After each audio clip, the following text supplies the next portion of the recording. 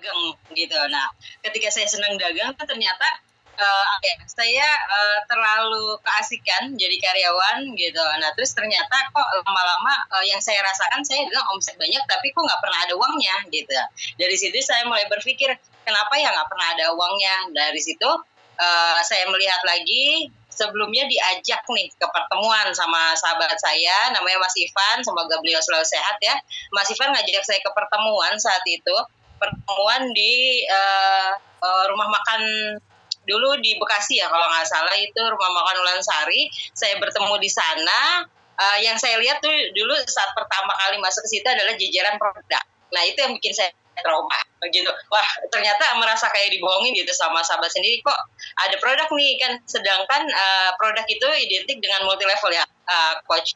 Nah, dari situ mulai saya berpikir apa sih gitu kan, dari situ tapi saya berpikir ini sahabat saya, nggak mungkin dia mau menjerumuskan saya untuk bisa masuk ke dalam multi level yang memang nggak baik. Nah, dari situ saya setting pikiran dulu menjadi pikiran yang positif.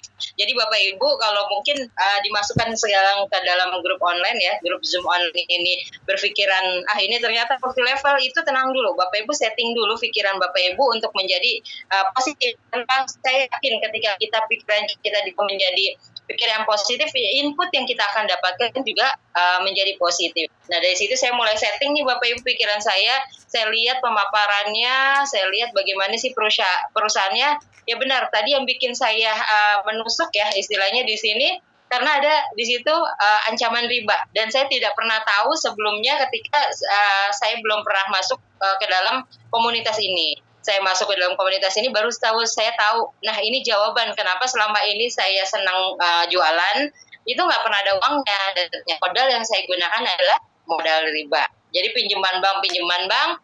Dari situ saya memutuskan untuk oh ya sudah, saya stop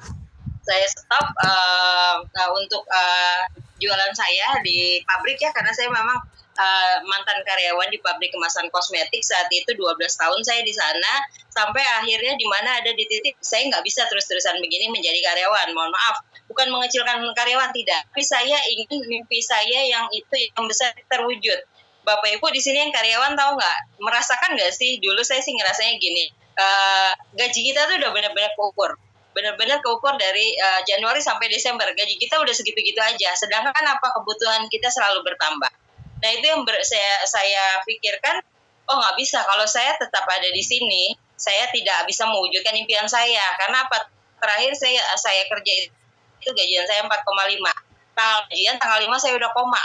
Udah mulai minjem lagi tuh. Jadi gali lubang tutup lubang lagi gitu.